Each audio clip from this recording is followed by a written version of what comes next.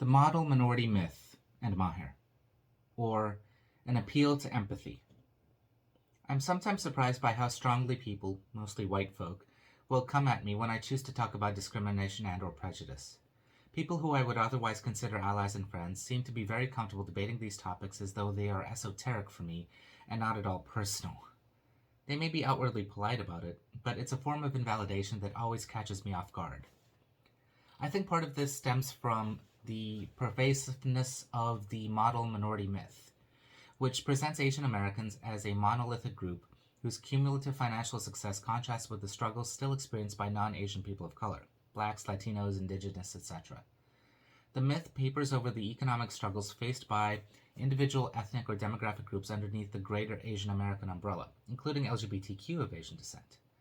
It drives a wedge between Asians, both South and East, and blacks.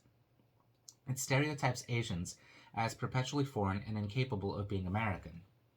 The model minority myth bolsters the idea that Asians experience less hate and prejudice because money.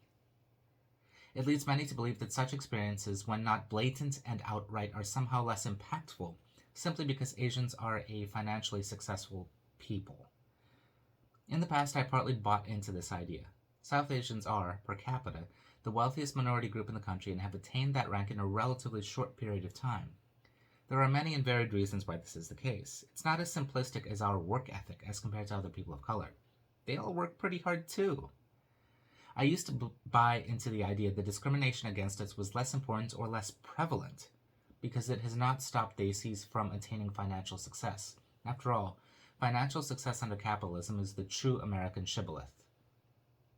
While it is true that South Asians have been a presence in the USA for a shorter period than other people of color or even East Asians, our financial success does not obviate the trauma caused by hate and discrimination. It does not mean that we are somehow more accepted and never marginalized, nor that the barriers to our entry into the American consciousness are somehow lower or even non-existent. It does not mean that uplifting non-Asian people of color makes it okay to gloss over the struggles of Asian Americans. I will repeat my fervent belief that the pie can get bigger for all of us, including white folk, even whilst we are currently working towards a more positive and equitable society. That doesn't make it any less easy, but it's still worth the effort.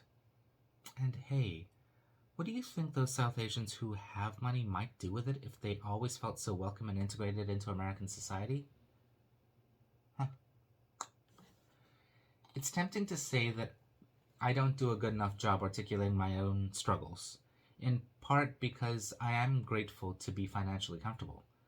I don't think debate and discussion is inherently bad, and I don't need anyone's pity. But when I talk about struggle, about being screamed at to go home, or being called a terrorist, pretty recently actually, or being seen as less than, or not seen at all, I'm not being selfish or centering myself only. I'm speaking from a lifetime of friends who also feel they're still on the outside looking in, or who have kind of given up and sidestepped the question by retreating into their own cultural communities. I'm speaking from a lifetime of wondering if, on the one hand, my place has been given to me solely because I'm brown. On the other hand, I'm speaking from a lifetime experiencing the well-meaning but callous indifference of people who cannot or will not see that the all-American dream should not mean treating everyone like they're generic American. Salad bowl, not melting pot. That term, all-American, does it conjure a picture of a South Asian? An East Asian? Don't lie to yourself. Of course not. Even I struggle with finding that picture. Like many Asian Americans, I'm just seeking to be included as part of the notion of the All-American and all the incredible things that can entail. And that deserves more than just listening. It deserves at least some empathy, and not to have our experiences so quickly invalidated because some of us have good jobs and a roof over our heads. I realize that such empathy isn't easy, especially when others are struggling with just the basics, but it's at least a baseline. Thanks for listening, and be well.